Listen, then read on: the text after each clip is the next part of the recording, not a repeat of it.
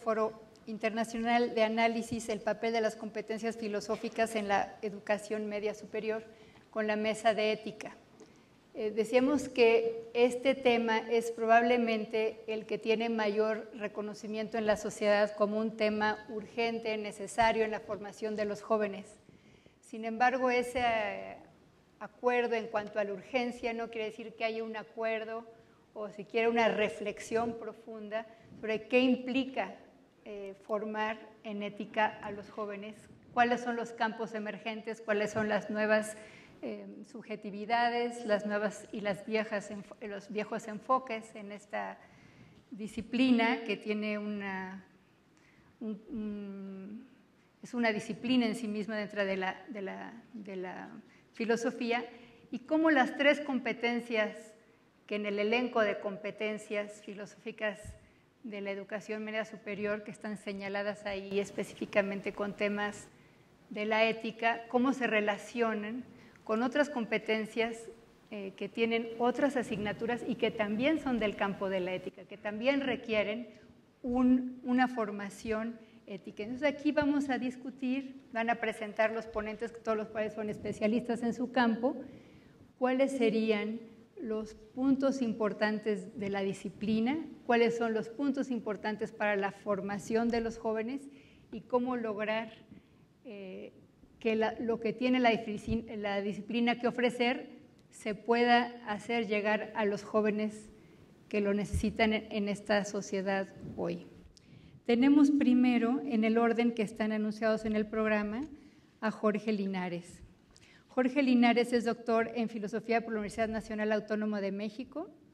Es profesor y tutor ahí, tanto en el posgrado de Filosofía como en el posgrado de Ciencias Médicas y de la Salud, en Bioética, y en el posgrado en Filosofía de la Ciencia. Jorge recibió en 2007 el Premio Nacional de Filosofía, que le otorgó la Asociación Filosófica de México, y también distinciones como joven universitario en la máxima casa de estudios.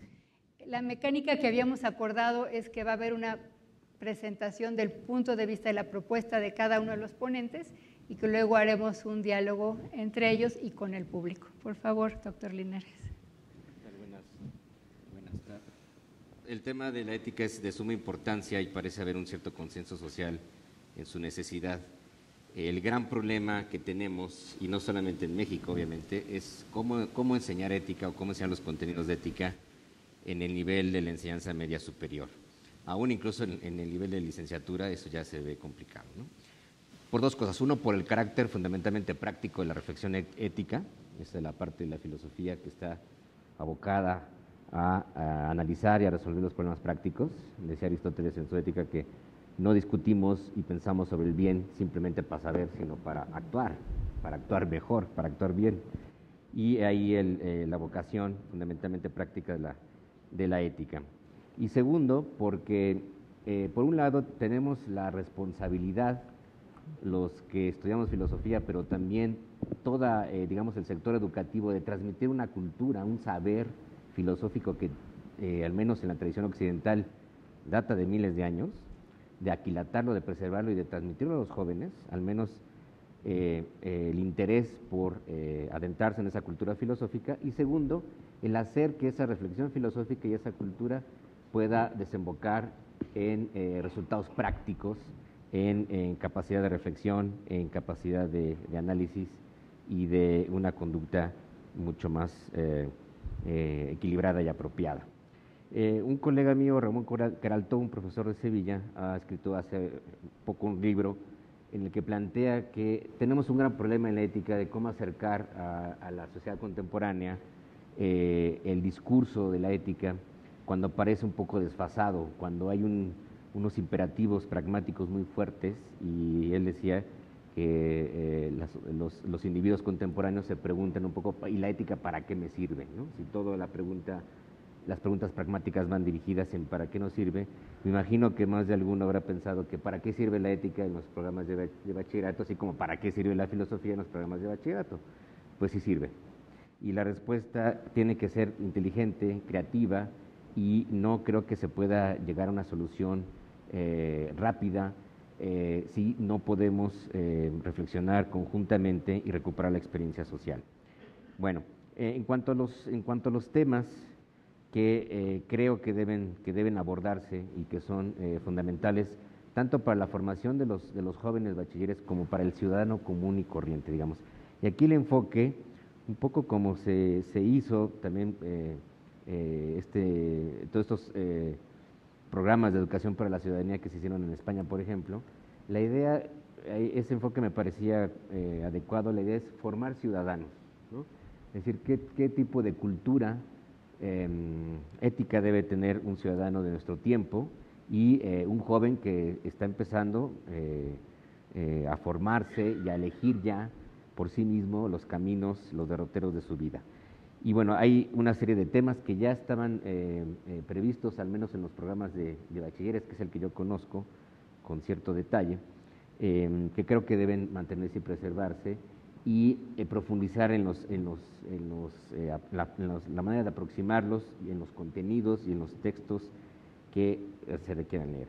Por un lado partiríamos como de varios círculos concéntricos. Desde luego, un primer ámbito de reflexión muy importante que se suele obviar y que se suele pasar como en segundo plano es el de las relaciones interpersonales, la sexualidad, las relaciones amorosas, la relación cara a cara, digamos, entre sujeto y otro sujeto. Este es el ámbito de reflexión ética esencial, fundamental, y que los jóvenes deberán llevar para todo el resto de su vida, si las relaciones entre un sexo y otro, entre una persona y cualquiera que sea su pareja, la reflexión sobre la sexualidad, la libertad, las orientaciones sexuales diversas, etcétera. Aquí tiene que haber una gran apertura en los programas de ética y partir con un enfoque laico, plural y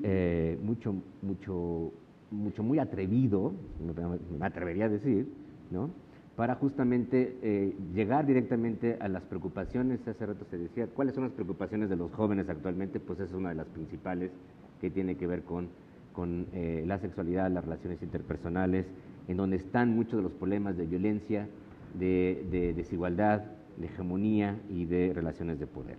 El segundo ámbito tendría que ser, desde luego, el tema de la ciudadanía, de la ética social, digamos, de la ética política y de la democracia.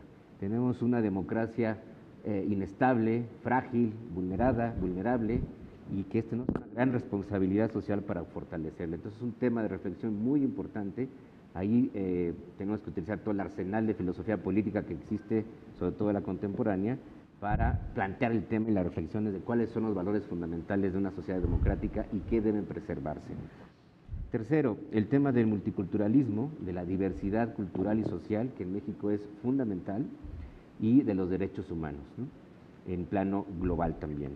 Y aquí entramos a reflexiones también muy importantes, agudas, que se deben tomar seriamente, pero a partir de ejemplos muy concretos, a partir de la realidad inmediata que los jóvenes están viviendo, y es el tema de la diversidad cultural, por ejemplo, de la permanente marginación de los pueblos indígenas en México, un tema no resuelto que debe plantearse con toda franqueza, con toda honestidad, y mostrarse como algo por resolver socialmente.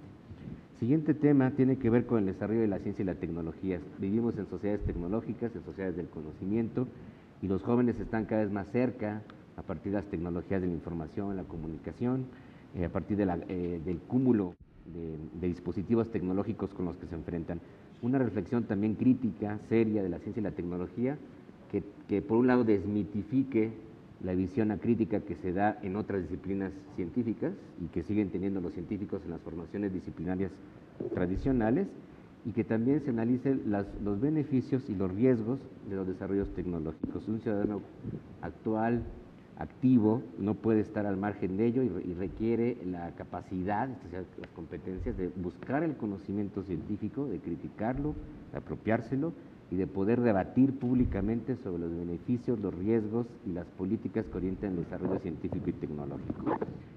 Y, digamos, un quinto círculo sería el de los problemas ambientales, que para mí son los más graves actualmente y sobre todo en nuestro país. El deterioro ambiental en los años recientes es brutal, y urge que la sociedad por lo menos entienda la gravedad del problema.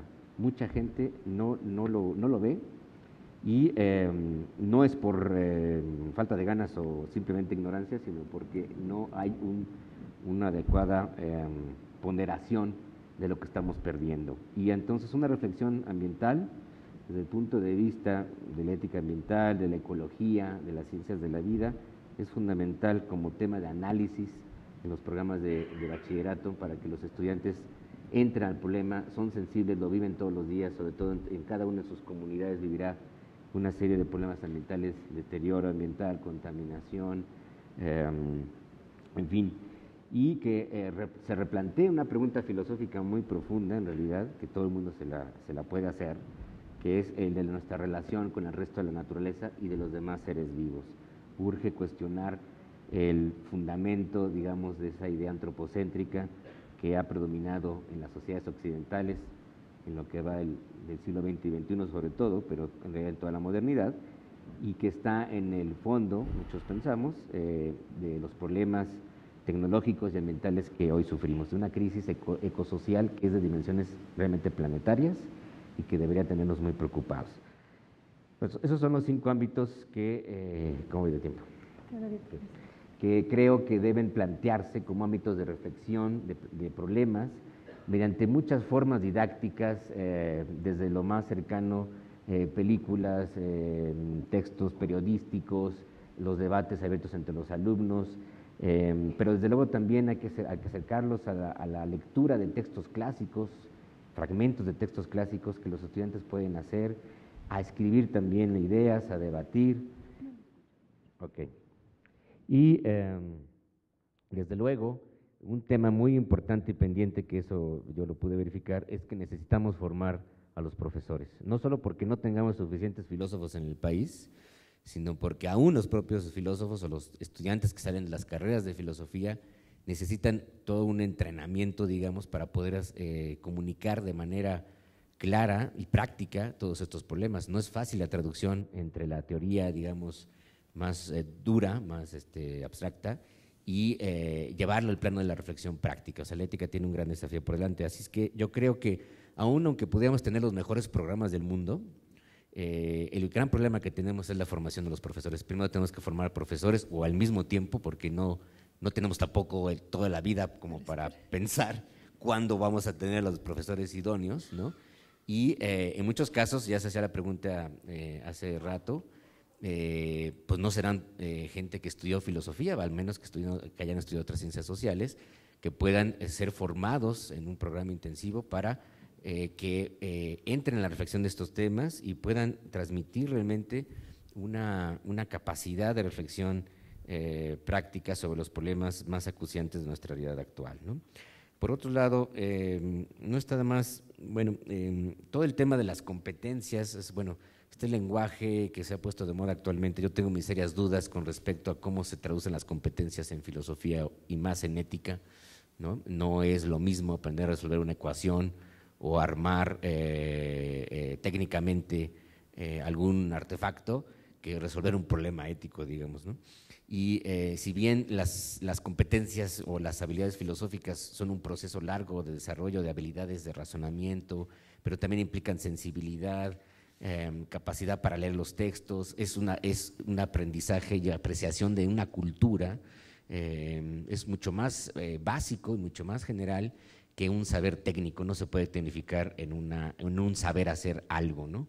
Así es que a mí me parece muy reductor este lenguaje y empobrecedor, y deberíamos, por lo menos en el caso de filosofía y ética, hablar de otro tipo de categorías para poder evaluar adecuadamente si estamos enseñando algo y si los estudiantes aprenden algo. Pero vamos, el espacio de reflexión que se cree en los bachilleratos probablemente sea el último periodo formativo en el que muchos estudiantes entrarán formalmente a estudiar estos temas, ya sea que se vayan a carreras científicas o técnicas o que ya no sigan estudiando. Así es que es muy importante este nivel educativo como para generar una capacidad reflexiva. Esa es la verdadera competencia: reflexión crítica, capacidad de análisis, apreciación por la cultura y por sensibilizarse entre la realidad y los problemas éticos gravísimos que vivimos en nuestra realidad nacional y en la realidad global. Así es que la tarea es ardua, es complicadísima, pero al mismo tiempo tenemos todos los elementos a la mano porque estamos llenos de problemas éticos por todos lados, estamos haciendo agua por todos lados en este país y nos urge, en verdad nos urge tener unos buenos programas de formación, capacitar a los profesores y generar un debate social amplio, democrático, público, plural, para poder enfrentar los gravísimos problemas que hoy tenemos. Muchas gracias, doctor Linares. En efecto, la discusión plural es una de las características que se buscó en este foro y también en esta mesa. La siguiente ponente es del área de la bioética también. Ella es licenciada en Filosofía por la Universidad La Salle en México y doctora en Filosofía por la Universidad de Génova, donde salió con una mención honorífica, y cuenta con un máster en bioética en el Pontificio Ateneo Regina Apostolorum de Roma. En 2007, la Asociación Mexicana de los Medios de Comunicación, AC, le otorga un reconocimiento por su labor como difusora de la ciencia y literatura mexicana en Europa. Presentó, por ejemplo, entre sus publicaciones un libro sobre la filosofía y la medicina en el México antiguo, publicado en Génova por la editorial Erga. Es miembro del Consejo Directivo del Instituto Italiano de Bioética y fue también elegida en el Comité Directivo de la Federación Internacional de Sociedades Filosóficas y ha participado como ponente invitada en varios congresos filosóficos nacionales e internacionales. Muchas gracias por venir con nosotros. Gracias, doctora Velázquez. Voy a tratar de ser lo más breve posible para no quitarle tiempo a los panelistas, porque en realidad lo mío no era una participación propia dentro del panel, sino traerles un saludo de la Federación Internacional de Sociedades de Filosofía, que como lo decía la doctora Lilian, pues me honro en formar parte de su comité directivo, que agrupa todas las asociaciones y sociedades de filosofía y que cada 5 años organiza el Congreso Mundial. Dentro del comité directivo de la federación tenemos algunos comités internos, y uno de estos comités internos es precisamente el Teaching of Philosophy, el enseñamiento de la filosofía. Es una preocupación muy grande que se tiene. Se ha colaborado, casi siempre nuestros proyectos son con la UNESCO, en publicaciones, en hacer congresos, olimpiadas y en llevar la filosofía desde la tierna infancia, lo que le decimos la filosofía para niños. Y también, si nos preocupa la filosofía para los niños en la federación, pues con toda más razón nos preocupa la formación filosófica del adolescente en lo que sería la enseñanza media superior. Incluso en el documento más reciente de la Federación, en el que se elaboró en el Congreso de Corea del 2008, una de las preguntas fue esa, y quiero leer textualmente cuál era la posición de la Federación. Dice: ¿cuál lugar le compete a la filosofía durante la adolescencia? Considerando las relaciones que dicha enseñanza tiene en realizar con las exigencias de educación moral, ética y cívica, desde este punto de vista se han discutido varias soluciones que conciernen en particular la articulación entre presentación temática y presentación histórica de la enseñanza de la filosofía, sin olvidar el estudio de los problemas pedagógicos específicos que presenta el enseñar la filosofía en el nivel de la educación media superior, y por lo tanto también la cuestión de una formación pertinente y adecuada de los maestros de filosofía destinados a este nivel. Es lo que presentábamos en el documento y que está muy de acuerdo a todo lo que se ha hablado el día de hoy, ¿no? Todas las preguntas eran, bueno, ¿y se puede enseñar filosofía no siendo filósofos? ¿Se les puede dar las armas para filosofar? A mí me gustó mucho la respuesta que daba el doctor Héctor Zagal cuando dice, bueno, nos hemos puesto a pensar si a alguien de derecho le gustaría que un filósofo fuera el que diera introducción al derecho, o algún biólogo permitiría a un filósofo, aunque fuera a un nivel elemental, dar esto.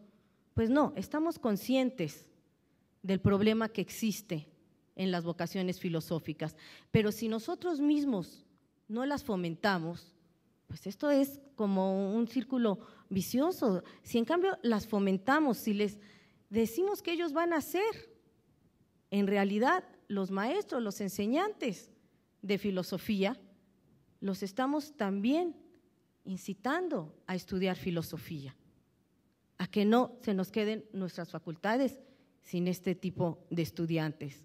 Yo creo que por ahí también va esta solución. Ahora, se dijo, me presentó muy amablemente la doctora Liliana, que trabajo en la bioética. Dentro de estas comisiones de la FIS, incluso estoy dentro de la comisión de la bioética y trabajo en la única facultad de bioética que existe en América Latina. Entonces, por esto mi inserción en este panel no era de casualidad. Y yo creo que en la enseñanza de la ética, pues muchas veces nuestros alumnos nos presentan o quieren que nosotros les presentemos los problemas que no vean en las nubes, sino que sean más tangentes, sobre los que ellos puedan discutir, sobre los que ellos puedan tener un debate. Pues qué mejor que lo que la vida diaria les presenta. Y esto se los está presentando la bioética. No es un caso que en los últimos 20, 25 años del siglo pasado y en lo que va de nuestro siglo, la ética haya tenido una especie de resurrección, un resurgimiento. ¿Por qué?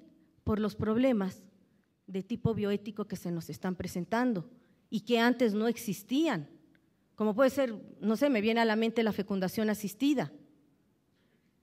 Antes, pues si una pareja no podía tener hijos, pues no podía y ya no había soluciones. Ahora, la fecundación in vitro, dentro de la fecundación in vitro hay muchísimos problemas, la fecundación homóloga, heteróloga, por no hablar del testamento biológico, de la reanimación de los prematuros de bajo peso. Todos esos son problemas de tipo ético. Y luego nos dicen, bueno, es que la tecnología, hay una ética de la tecnología, si la había también como ética de la ciencia. Y si nosotros, dentro de la lógica a nuestros estudiantes, les estamos enseñando a utilizar una terminología adecuada, con conceptos elementales, como el que existe términos unívocos, equívocos y análogos. La filosofía es un término unívoco. En el panel anterior también oí que uno de los colegas dijo, bueno, en el bachillerato tecnológico damos filosofía, aunque no le llamemos así, aunque no se le llame filosofía, ahí hay filosofía. Yo digo que no hay que tener miedo a la terminología. A la filosofía hay que llamarle filosofía, a la lógica hay que llamarle lógica, a la ética hay que llamarle ética. Si no, yo creo que estamos contribuyendo o fomentando esto de lo que ahora se ha dado en llamar el hombre light. Y pues esto yo creo que es muy grave, porque en el hombre light, pues ¿qué es en él? En él la moda es el eje de la cultura. Él está pensando que no hay una ética universal como la que nos enseñaron nuestros maestros. Ahora, la ética va a ser subjetiva, lo que a mí me parece. Señores, llevémonos a las fuentes. Si no, tenemos un adolescente que tiene todo, digamos así, pero que no es feliz. No es feliz porque no se le están dando las directivas, los juicios, los valores que dentro de la ética se pueden enseñar, se pueden fomentar y que le van a servir para juzgar, para emitir juicios correctos, pero también verdaderos. Y yo creo que es usando esta terminología justamente que se llega a esto, llamándole al amor, amor, al trabajo, trabajo, a la cultura, trabajo, a la cultura, cultura, y no llamándole al amor que lo vayan a confundir y que entonces para ellos ya el amor es sexo, el pasarse horas delante de la televisión y leyendo periódicos y revistas es cultura. Eso lo fomentamos, no dándoles una adecuada terminología y llevando a las cosas por su nombre. Nos estamos dando cuenta que sí, es muy importante que los enseñemos a aprender a ganarse la vida, pero los estamos enseñando a vivir. Eso no es vivir. Hemos agregado años a nuestra vida, y eso te lo dice la bioética, pero no vida a nuestros años. ¿Y qué diferente es esto? Lo hemos dicho ahorita, el doctor Cheruti hizo esa mención, ¿no? Hemos conquistado el espacio exterior, pero no nuestro interior. Enseñémoslos a que conozcan también esto. Qué importante es que se conozca el interior, a no ser vulnerables, a no pensar que todo va a estar en el exterior. Incluso nosotros mismos vamos a darles las armas y todo para que puedan llegar a ser alguien. ¿Y qué es ser alguien? Es tener bienes materiales. Pues no. Entonces, decirles que esta vida que hemos logrado alargar, pues también desde dentro del punto de vista ético, pues no es nuevamente la cantidad, sino que la calidad de vida que se va a tener. Y en esta época, pues de la tecnología, que pues sí, nos acerca a los más lejanos, pero hay que enseñarles que acorta las distancias, pero esto también nos está alontanando, nos está alejando de los que tenemos más cercanos. Bueno, muchísimas gracias por su atención. Muchas gracias, doctora Velázquez. En este tema tenemos enseñanza que se basa en la teoría, en estudio de las teorías éticas, ya sea las virtudes, el carácter, métodos de decisión en cuanto a responsabilidad y libertad, tenemos métodos dialógicos, también tenemos programas de estudios que van más hacia el juicio ético, otros que van más a simplemente reconocer la dimensión ética de todo acto humano. Tenemos una gran diversidad de propuestas, hay campos emergentes como la bioética, hay grupos o problemas persistentes. Ha sido mucho tiempo el problema de los niños, de las mujeres, de los grupos indígenas en distintas partes del mundo, en los países colonizados, en los países en vías de descolonización. Están los problemas del medio ambiente también, y todo esto son contenidos que llenan la ética. ¿Y cuáles son las maneras cuál es la formación mínima que se requiere para poder abordarlos? ¿Cuáles son los conceptos mínimos? ¿Es el de libertad? ¿Es el de hombre? ¿Es el de responsabilidad? ¿Cuáles son? Seguiremos con esta discusión ahora con el doctor Roberto Mora Martínez, del Centro de Investigación sobre América Latina y el Caribe, de la Universidad Nacional Autónoma de México. Él es licenciado y maestro en estudios latinoamericanos con especialidad en filosofía por la Facultad de Filosofía y Letras de la máxima casa de estudios. Es profesor de Historia de las Ideas en América Latina del siglo XX y coordinador del Seminario de Investigación Permanente Historia de las Ideas Filosóficas en América Latina. A pesar de ser muy joven, ha sido profesor visitante en muchas universidades y muchas de ellas en Argentina, en el norte, sur y centro de Argentina. Ha sido también secretario académico del posgrado en estudios latinoamericanos y editor de la revista de Filosofía, Antropología e Historia de la Universidad Autónoma de Querétaro, y además ha colaborado en diversas publicaciones de la Universidad Nacional Autónoma de México. Entonces, muchas gracias, doctor, por su tiempo, por su interés en este tema. Por favor, díganos lo que usted pensó como el centro de su reflexión. Bien, muchas gracias. Antes que nada, un saludo a todos los asistentes, a todos los organizadores. Y más que hablar de la manera como se debe de trabajar en la ética, enseñar la ética, yo me voy a enfocar a cómo no se debe enseñar la ética. ¿Por qué? ¿A qué me voy a referir con esta barbaridad que acabo de decir, ¿no? Resulta que actualmente en las universidades de México y de América Latina están dándose las semanas de valores o moral para el siglo XXI o ética para el día de hoy, etcétera. Son muchos y muy diversos los nombres que se utilizan para introducir a los estudiantes a lo que son los problemas éticos. Y dentro de esos, a mí me tocó, me invitaron hace algunos meses a participar en algunos de ellos. Y a mí me llamaba la atención que la gente salía fascinada y diciendo, sí, la ética es muy importante, la sociedad se nos está cayendo a pedazos. Efectivamente, se nos está cayendo a pedazos. Y la pregunta era la que yo les preguntaba, oye, ¿y se acuerdan de lo que estudiaron en ética en el nivel bachillerato? Nadie. ¿Algún autor, uno solo del que hayan leído en la ética?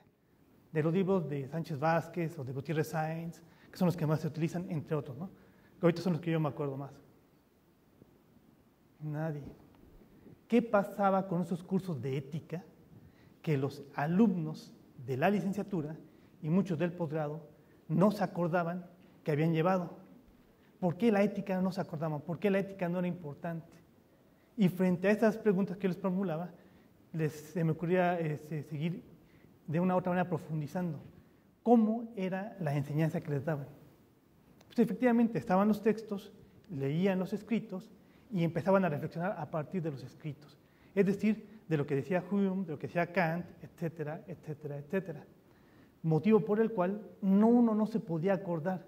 ¿Por qué? Porque los temas que ahí estaban no estaban relacionados con la vida personal, no estaban relacionados con la vida social. Esa manera de enseñar ética, que es de una u otra manera correcta, ¿por qué es correcta? Para los filósofos, pero no todos los alumnos que están en nivel bachillerato y muchos de licenciatura van a la carrera de filosofía.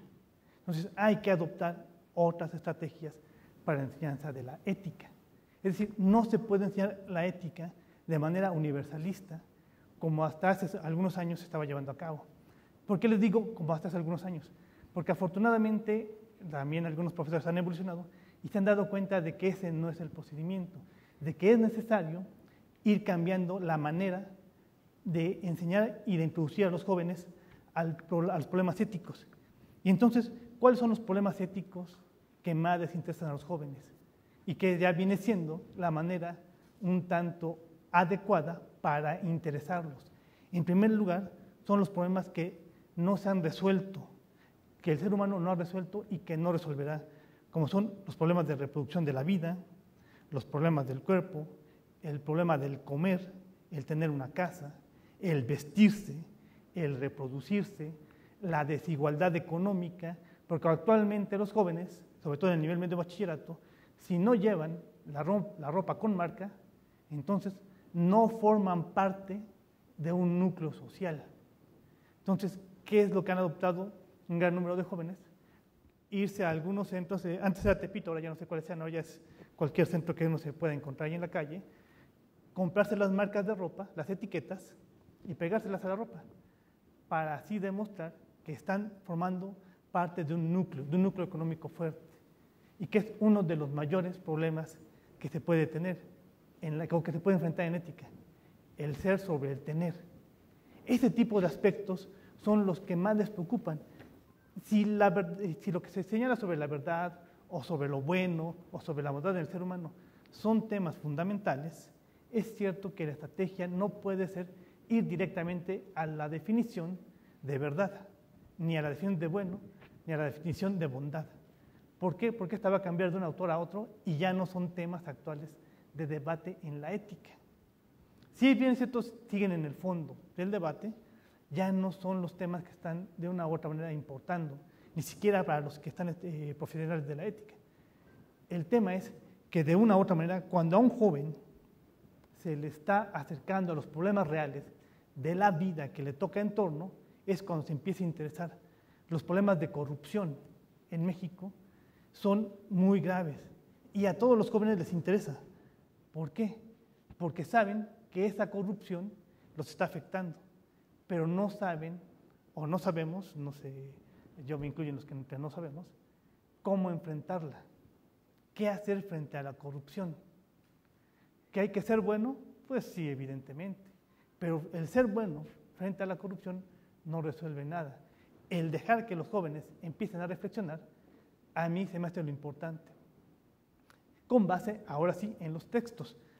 Un aspecto que me gustaría destacar.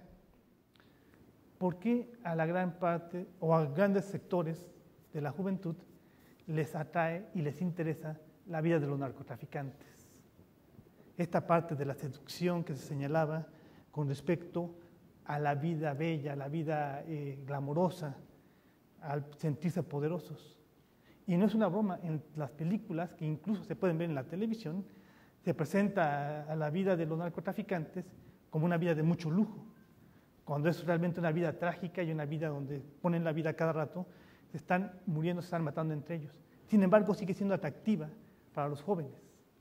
Es decir, a partir de ahí es que uno puede empezar a señalar cómo es posible enseñar un principio material universal de la ética, es decir, cómo empezar a analizar los problemas del ser humano a partir de lo que este ser humano está experimentando, a partir de lo que el joven está experimentando.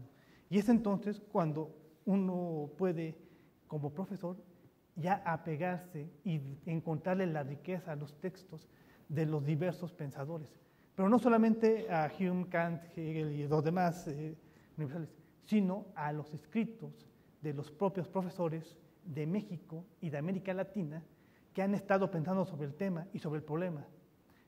Lo que señalaba el profesor, el problema de la otredad, que no hay una otredad, no hay un otro, hay unos otros y unas otredades. Los grupos indígenas son distintos entre sí. Saber o entender esas diferencias es lo que le puede posibilitar a la juventud un mayor reconocimiento y una mayor identificación del qué pasa. El problema de la pobreza, que realmente no reflejamos a partir del problema de la pobreza. Y el problema de la pobreza es uno de los que más afecta a México y los problemas éticos que más estamos enfrentando. Y eso es realmente abrir la puerta al joven para empezar a reflexionar. Pero repito, no solamente a partir de los textos universales. Hay filósofos de la ética, hay éticos de México que ya han escrito y que no se los lee. ¿Por qué no? Porque son más importantes los filósofos europeos, no más importantes, más difundidos. Entonces, el hecho de difundir lo que en México y en América Latina se ha reflexionado y que está más cerca de los jóvenes, es lo que nos puede permitir acercarnos más a ese mundo de la ética y que realmente los jóvenes puedan recordar lo que han estudiado en los cursos de ética. Es lo que les puedo comentar y muchas gracias. Muchísimas gracias. Sí, parece haber un consenso, se ha dicho mucho que se tiene que partir de la experiencia de los jóvenes. Ojalá podamos llegar a decir qué categorías filosóficas y de la ética pueden llevar al maestro a ayudarle a los alumnos a enriquecer, a problematizar esa experiencia con conceptos, a resignificarla, simplemente a reconocer problemas éticos ahí donde tal vez no los ven, nada más ven una incomodidad, un problema, algo que está ahí. Muchas gracias, doctor Mora. Tenemos ahora al doctor Francisco Castro Merrifeld, coordinador de la licenciatura en Filosofía del Departamento de Filosofía de la Universidad Iberoamericana. Él es doctor en Filosofía por la Universidad Iberoamericana, donde además realizó la especialización en hermenéutica para la interpretación. No fue ahí. Él además en la Universidad de Deusto en Bilbao realizó la especialización en hermenéutica, interpretación de las culturas. Es miembro del Sistema Nacional de Investigadores y es coordinador de la licenciatura, como dije, y profesor investigador de tiempo completo. Ha sido ponente y conferencista en distintos eventos nacionales e internacionales y se enfoca en filosofía contemporánea y en un campo que es de especial importancia para los maestros de media superior si queremos entender a nuestros alumnos, la filosofía de la comunicación y la filosofía de la imagen, campo más o menos nuevo que tenemos que ir entendiendo para ver cómo trabajar en esto con nuestros alumnos. Autor de varios artículos en revistas especializadas y del libro Habitar en la época técnica, Heidegger y su recepción contemporánea. También ha escrito sobre comunicación, tecnología y subjetividad y este libro va a aparecer próximamente. Muchas gracias, doctor Castro. Bueno, muchas gracias, buenas tardes. Bueno, nos congrega aquí un tema de central importancia, debe y cómo enseñarse ética en la educación media superior. Deben enseñarla a profesionales de la filosofía o bien miembros de otras disciplinas. Para tratar de responder estas preguntas, voy a dar lectura a una muy breve intervención que buscará plantear algunos elementos que considero mínimos para un diálogo dentro de este mismo foro y después del mismo.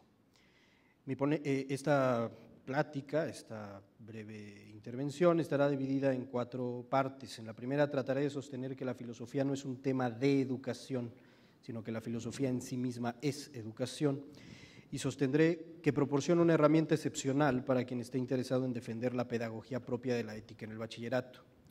La segunda sección presentará un modelo básico para la instrucción ética en el bachillerato. En una tercera parte me referiré a un tema que maneja un autor que se llama Peter Singer, titulado Expertos Morales, para evaluar el tema sobre quién es el experto que ha de enseñar ética en el bachillerato. Como resultado de este análisis, espero dejar establecidos algunos retos que enfrenta quien se ha de proponer enseñar ética en el marco de la educación media superior de nuestro país. ¿Cuál es la diferencia entre considerar a la filosofía como educación a considerarla un tema de la educación? La diferencia relevante es que en el caso de la última, o de la filosofía de la educación, como también se le conoce a veces, los conceptos filosóficos analizan otras áreas de estudio, por ejemplo la ciencia o las matemáticas, mientras que en la primera, la filosofía como educación, la filosofía subyace a todos los aspectos de la educación. La filosofía como educación supone 5 elementos: hábitos, entornos, crecimiento, comunicación y democracia. Me referiré a cada una de ellas. Concebir a la educación como un elemento integral a la filosofía implica un proceso de formación de dispositivos fundamentales capaces de tener un efecto en las conductas. Estos dispositivos implican creencias y más generalmente hábitos que juntos forman y definen la flexibilidad del carácter de una persona.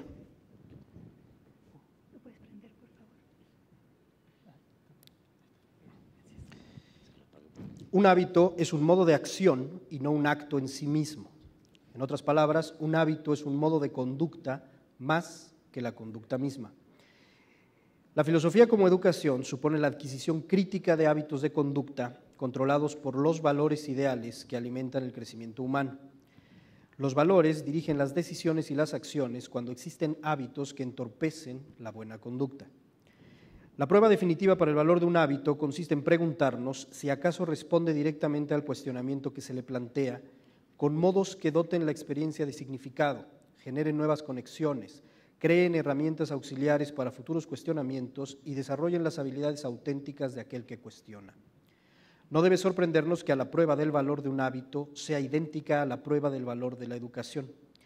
Ambas suponen la técnica o el arte de imaginar modos posibles de mejorar las propias capacidades y de tomar lo que uno aprende en un contexto para poder aplicarlo en otro contexto.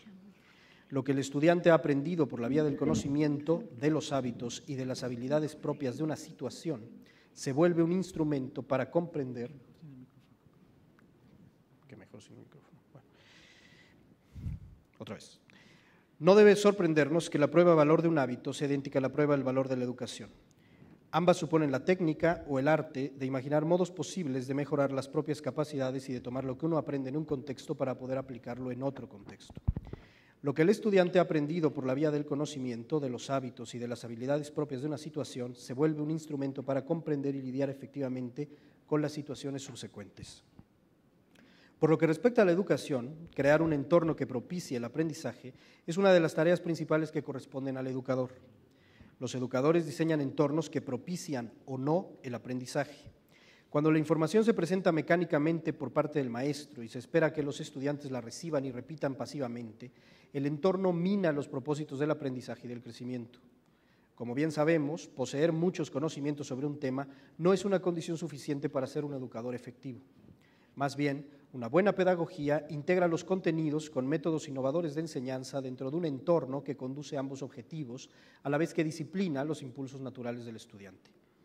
Contrariamente al método mecánico al que ya nos referimos, los mejores métodos han de considerar la habilidad del maestro para diseñar proyectos que estimulen la curiosidad natural de los estudiantes, a la vez que les permiten enfocar su atención en el dominio de técnicas de argumentación y cuestionamiento, así como asegurarse de las consecuencias de sus procesos. El crecimiento educativo ocurre cuando un estudiante desarrolla sus potencialidades bajo circunstancias propicias, es decir, en circunstancias aportadas típicamente por un buen educador. Ello no significa que el crecimiento solo pueda ocurrir dentro de los límites de la escuela. El trabajo cotidiano de la escuela implica el que los alumnos puedan vivir tanto en ella como fuera de ella y crecer diariamente en sabiduría y valores cívicos y éticos, que el aprendizaje se encuentre animado por la inquietud de alcanzar la verdad como alimento del espíritu y a través de las formas de conocimiento que la tradición ha cultivado. El conocimiento, visto así, es experiencial, en el sentido de que los alumnos aprenden de sus experiencias y modifican sus comportamientos en consecuencia, lo que conduce a cultivar hábitos inteligentes. La educación también permite a los estudiantes convertirse en comunicadores más efectivos y competentes. La comunicación juega un papel crucial en el cuestionamiento y en la resolución de problemas. Etimológicamente, comunicar algo consiste en hacer algo común. Lógica es el término que permite describir el modelo de cuestionamiento que ha de ser común al discurso científico y al discurso ordinario. De hecho, la lógica supone una teoría general del lenguaje en donde materia y forma no se separan. La forma no es más que la técnica de análisis, mientras que la materia es el tema o el contenido del análisis. Al convertir objetos de la experiencia cotidiana en cosas con significado, la comunicación reconstruye los términos convencionales en instrumentos precisos para resolver problemas comunes. Desarrollar la habilidad para comunicarnos a través de las fronteras disciplinarias acerca de los productos de nuestras inquietudes diversas es también un objetivo de la empresa educativa. Es la meta de encontrar lo común en lo que originalmente tendía a estar separado y especializado. La democracia, en tanto un ideal social, demanda de educación para su realización. El educador democrático busca la creación de una experiencia más libre y más humana en la cual todos compartimos y todos contribuimos. Con el contexto anterior, llegamos muy específicamente al tema que nos interesa. Parece haber una aparente antinomia entre el extendido apoyo popular para enseñar ética en las escuelas, por un lado. Nadie se atrevería abiertamente a decir hoy que nuestra sociedad no necesita valores éticos y educación. Pero este acuerdo general también muestra varias voces que sugieren que no deben ser primordialmente filósofos quienes se hagan cargo de esta enseñanza, o bien que las pautas por medio de las cuales se ha enseñado tradicionalmente la ética deben ser profundamente modificadas. Hay un punto en estos planteamientos críticos que debe ser tomado en cuenta. En muchas ocasiones, la oposición a la pedagogía ética no se enfoca fundamentalmente hacia la filosofía, sino hacia una concepción particular de la ética que piensa erróneamente que el salón de clases es un espacio para moralizar, adoctrinar o para establecer instrucción moral basada en ocurrencias. En otras palabras, y yo personalmente comparto esta visión, la enseñanza de la ética entendida como un adoctrinamiento desde una perspectiva moral o religiosa particular es inapropiada para el salón de clases moderno, liberal y secular. Este tipo de aprendizaje se enseña mejor en un contexto diferente, en el de la casa o el de la iglesia. La ética ha de ser impartida por filósofos evitando la tentación que hemos mencionado. Y ha de ser impartida por filósofos, pues es a ellos a quienes su entrenamiento profesional los capacita para educar con una concepción diferente de la teoría ética, en donde los agentes cuestionan y debaten situaciones moralmente problemáticas y son capaces de imaginar modos alternos posibles para actuar y resolver esos problemas. Dicho lo anterior y bajo esas características, la ética filosófica es enseñable en el salón de clases y de hecho es indispensable para cualquier estructura curricular bien planteada. La ética, con un enfoque filosófico adecuado, genera una serie de beneficios concurrentes: el desarrollo de una posición abierta, de una imaginación moral y de la habilidad para enfrentar situaciones prácticas complejas. La apertura es una disposición secundaria que da a los estudiantes el poder para aprender cómo aprender, es decir, para moldear y modificar las herramientas iniciales que ha adquirido, resolviendo problemas en situaciones específicas, para después generalizar esas elecciones para su uso en situaciones futuras impredecibles. El estudio de la ética prepara a los estudiantes para la vida pública, ofreciéndoles la memoria y los instrumentos de la vida humana misma, elementos que no son solo relevantes, sino integrales a la vida práctica. Por lo que corresponde a los hábitos, la educación ética en el bachillerato ha de cultivar hábitos de cuestionamiento específicos, como la apertura y la imaginación moral en el carácter de los estudiantes. En segundo lugar, en el área del entorno, los profesores de bachillerato han de diseñar entornos de aprendizaje ético por la vía de plantear dilemas y problemas morales que requieren una negociación de valores, evaluando y reforzando por ese medio la inteligencia necesaria para los hábitos de la elección moral. En tercer lugar, el objetivo de la enseñanza ética en el bachillerato consiste en generar crecimiento, un enriquecimiento ordenado de la experiencia, ayudando a los estudiantes a adquirir la instrumentalidad necesaria para negociar con situaciones prácticas morales que resulten problemáticas. La educación ética en el bachillerato ha de mejorar las competencias comunicativas. Trabajar situaciones moralmente problemáticas con otros estudiantes tiende a refinar la habilidad del estudiante para comunicarse empáticamente con otros. La educación ética en el bachillerato también facilita el involucramiento democrático y un sentido claro del análisis de la eficacia política. Por supuesto, un alumno de bachillerato también debería analizar problemas morales relacionados con las otras áreas temáticas de su currícula. Deberá analizar los dilemas propios de las ciencias físico-químicas, de la biología, de la tecnología y de las artes. En cualquier caso, la resolución situacional de problemas permite a los estudiantes imaginar los intereses de todos aquellos afectados por sus decisiones, incluidos aquellos que no están presentes, lo que constituye una habilidad importante en el actuar de un ciudadano representativo, es decir, uno que representa tanto sus intereses como los de otros ciudadanos. De hecho, una vez que un estudiante se habitúa a la actividad comprometida de resolver problemas, es más probable que se sienta comprometido también a involucrarse en asuntos públicos que contribuyan significativamente al proceso político. Finalmente, si seguimos a Peter Singer en su evaluación sobre qué es un experto moral, llegamos a la conclusión de que el filósofo moral tiene algunas importantes ventajas sobre el profesionista sin formación filosófica para la enseñanza de la ética. Estas 3 ventajas son, primero, que tiene un entrenamiento formal en procesos de argumentación. Segundo, que tiene una mayor familiaridad con las herramientas conceptuales de la ética. Y tercero, que puede dedicar la mayor parte del tiempo de su actividad profesional a contemplar exclusivamente asuntos morales e investigar sobre ellos. En conclusión, sin importar los compromisos ideológicos o pedagógicos que subyacen a la administración del bachillerato, elementos como el cultivo de hábitos inteligentes, el diseño de entornos educativos superiores, la provisión de condiciones para el crecimiento personal, el desarrollo de mejores competencias comunicativas y la promoción de la democracia en el salón de clases deben obtener apoyo y no oposición. La singularidad que aporta el filósofo sobre otros profesionales para la impartición de las herramientas éticas a los jóvenes del bachillerato también debe obtener ese apoyo. Es un hecho que nosotros no podemos decirle a los jóvenes lo que está bien y lo que está mal. No debemos decírselos en las escuelas. De cualquier modo, no nos creerían.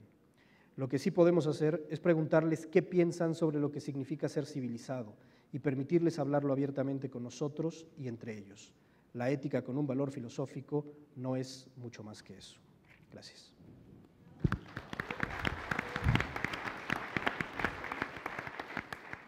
Muchas gracias, doctor Castro. Si nos hace usted el paréntesis para reflexionar sobre distintos hábitos. Uno de ellos es que siempre se dice que todas las demás disciplinas tienen un trasfondo ético, un requerimiento ético, pero ¿cuáles son los requerimientos de la ética? También hay requerimientos cognitivos, de hábitos, de entornos, compromiso con el crecimiento, y competencias como las comunicativas, las argumentativas y valores y actitudes como la empatía y la solidaridad. Muchas gracias.